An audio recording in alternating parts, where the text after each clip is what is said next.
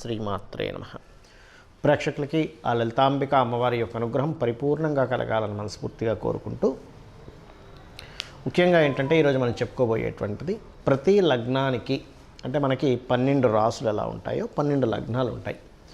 లగ్నం తెలిసిన వారు లగ్నం నుంచి చూసుకోండి నేను చెప్పేది, రాశి తెలిసిన వారు రాశి నుంచి నేను చెప్పేది పాటించవచ్చు.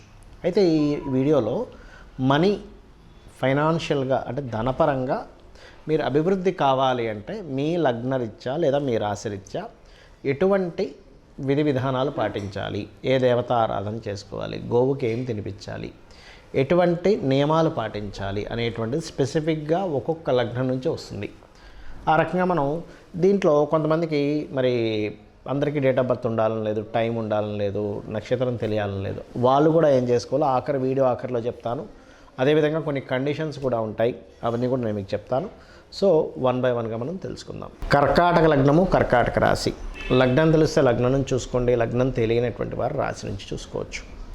అయితే ఇక్కడ కర్కాటక లగ్నానికి ఉన్నటువంటి స్ట్రెంగ్త్ ఏంటో తెలుసుకోవాలి. అలర్ట్నెస్ ఎక్కువగా ఉంటుంది. అంటే చూడండి, మీరు కర్కాటక ఎంట్రీకి ఇచ్చిన చూడండి, కర్కాటకం అంటే అదే కదా చూపిస్తాడు మనకి. అది సముద్రంలో ఉంటుంది, సముద్రం ఒడ్డున తిరుగుతూ ఉంటుంది.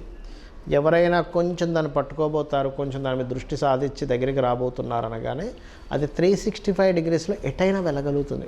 మనం మామూలుగా అయితే ముందుకి వెనక్కి నడుస్తాం, ముందుగా ఎక్కువగా నడుస్తుంటాం, ఏ జంతువైనా ఏ ప్రాణైనా. ఇది మాత్రం 365 degreesలో ఎటైనా వెళ్ళిపోతుంది. అంటే ఏమిటి, మీరు ఎటైనా వెళ్ళే బలం ఉన్న వాళ్ళు మీరు, అంటే ఎనీ టర్న్ తీసుకోగలుగుతారు లైఫ్లో. ఒకటి. రెండవది ఎమోషన్ ఎక్కువగా చూపించగలుగుతారు. మీ ఎమోషన్ని ఇది చూపించడమే అవతల వాళ్ళని బాగా అట్రాక్ట్ చేస్తుంది. బికాజ్ ఆఫ్ చంద్రుడు అట్రాక్షన్ కారకుడు కాబట్టి.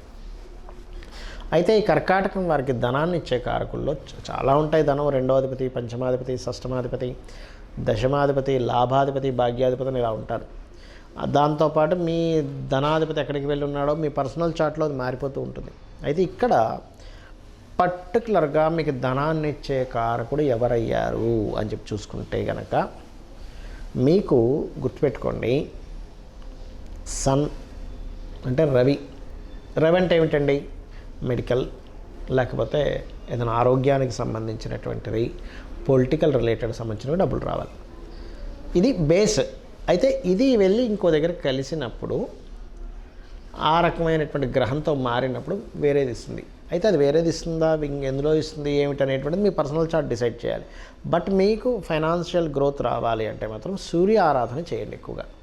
మీరు ఎంత సూర్యభగవాను ఆరాధిస్తే మీకు అంత గ్రోత్ ఉంటుంది. ఇది పక్కా, ఇంక ఫిక్స్, ఇది అందులో ఎటువంటి డౌట్ లేదు. సూర్య ఆరాధన ఎంత చేస్తున్నామో మనకు ఖచ్చితంగా వస్తుంది, అది గుర్తుపెట్టుకోండి. ఇక రెండవ విషయం ఏమిటంటే, ఇక్కడ మీరు సూర్య ఆరాధనతో పాటు నవగ్రహాల్లో మనకు నవగ్రహ మండపం ఉంటుంది కదా, అక్కడికి వెళ్ళి గురుగ్రహము, కుజగ్రహము గుర్తుపెట్టుకోండి. గురు కుజగ్రహాల దగ్గర దీపారాధన చేసి నేతితో పెట్టండి దీపారాధన చేసి అదే ఆలయంలో ఉన్నటువంటి స్వామివారికి, అమ్మవారికి ఒక 3 ప్రదక్షిణాలు చేసుకొని మీరు అక్కడే ఆలయంలో కూర్చొని ఓం కుజాయ నమః, ఓం గురవే నమః, ఓం దత్తాత్రేయాయ నమః, ఓం నారసింహాయ నమః అనే నామస్మరణ చేయండి. చేస్తే ఏమవుతుంది అంటే మీకు ఫైనాన్షియల్ బ్లాకేజెస్ ఏమున్నాయో క్లియర్ అవుతాయి. దీంతోపాటు అప్పుడప్పుడు నువ్వులు, మినుములు దానంగా ఇవ్వండి. ఈ రవి భగవానుడికి అబ్స్ట్రకల్ ఇచ్చేటువంటి గ్రహాలు శని, రాహువులు అవుతారు.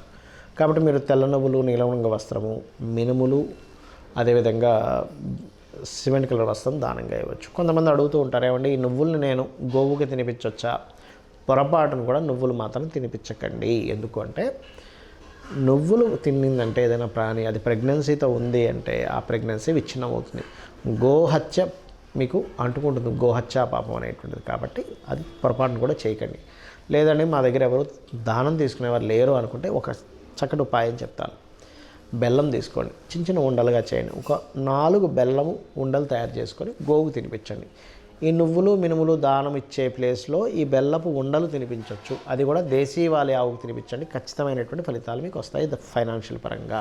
అయితే ఇక్కడ చాలామందికి డేట్ ఆఫ్ బర్త్ కానీ, టైం కానీ, ప్లేస్ కానీ ఏమీ ఉండవు, కానీ వాళ్ళకి ఫైనాన్షియల్ గ్రోత్ ఉండదు. మరి చూపించుకుందామంటే, జాతకం చూపించుకుందామంటే తెలియదు. అప్పుడు వారు ఏం చేయాలో కూడా చెప్తాను నేను మీకు. వాళ్ళు చాలా సింపుల్గా ఒకటే విషయం గుర్తుపెట్టుకోండి.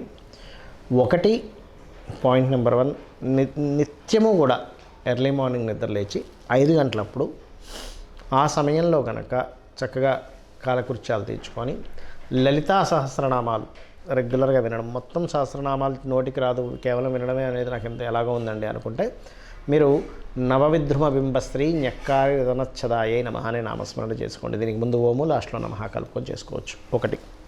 రెండవది, మీకు దగ్గరలో గోశాలలు కనుక ఉన్నట్లయితే గోవులకి చక్కగా మీరు బెల్లం ఉంటుంది, పిడికెడు బెల్లము, గోంగూర, మరియు ఇది శనివారం బుధవారం పెట్టచ్చు.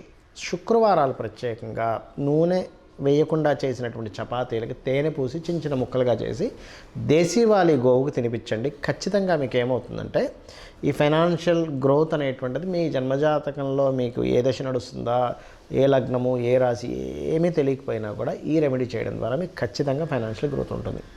ఇక వాస్తుపరంగా కూడా మనం ఫైనాన్షియల్ గ్రోత్ ఆగిపోతూ ఉంటుంది ఒక్కోసారి మనకి. ఎందుకు అంటే ఒకటి, వాస్తులో విశ్వకర్మ ప్రకాశిక చెప్పినటువంటి గ్రంథాల్లో ఉత్తరే నిధి సంస్థితం అని చెప్పడం జరిగింది. అంటే ఉత్తరం వైపు నిధులు పెట్టుకోవాలి.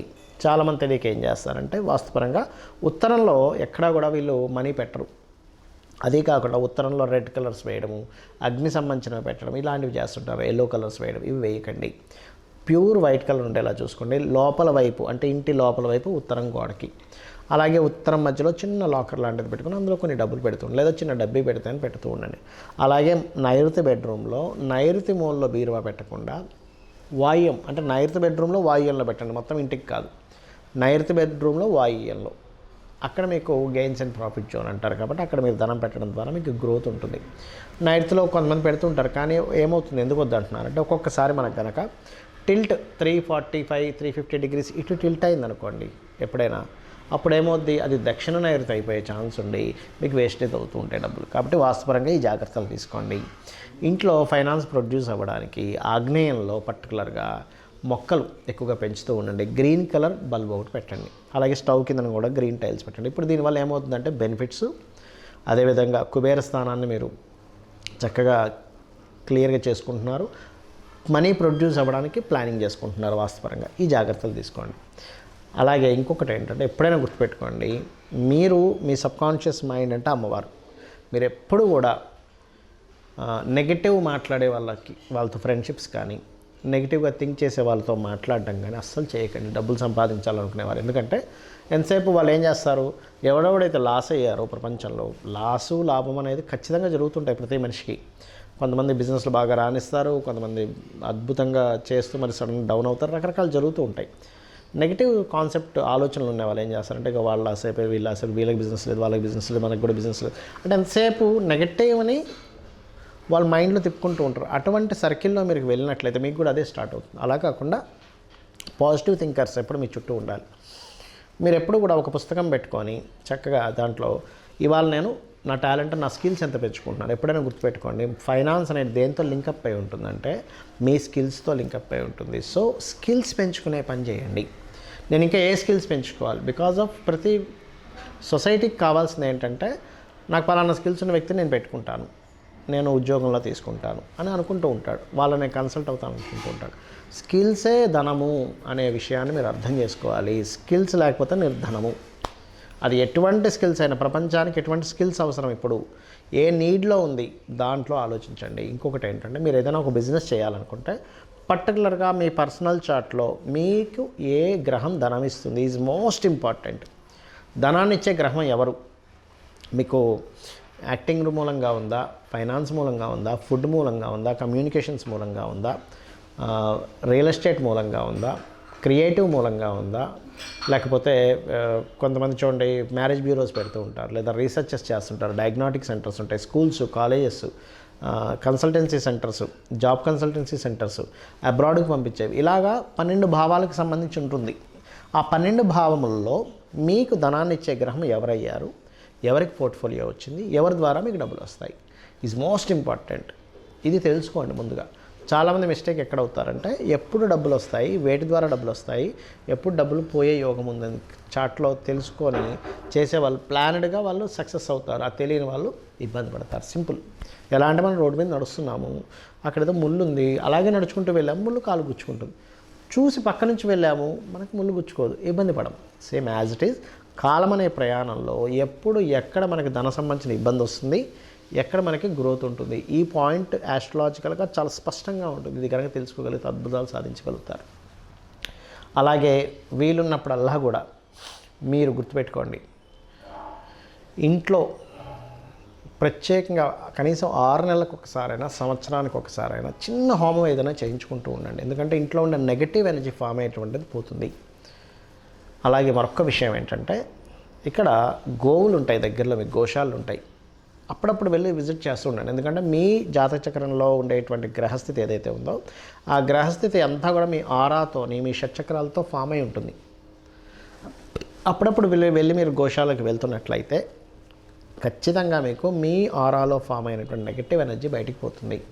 పాజిటివ్ ఎనర్జీ ఎప్పుడైతే ఉంటుందో అక్కడ దేవత ఉంటుంది. దేవతల యొక్క అనుగ్రహంతో మనకు ధనం వస్తుంది. మన ప్రయత్నాలు కూడా ముందుకు సాగుతూ ఉంటాయి. ప్రయత్నం చేస్తుంటే ఒక్కోసారి కొంతమంది సాగర్ చూశారు అది. కాబట్టి ఇవి చేయండి, ఖచ్చితంగా మీరు ఫైనాన్షియల్గా మంచి గ్రో అవుతారు.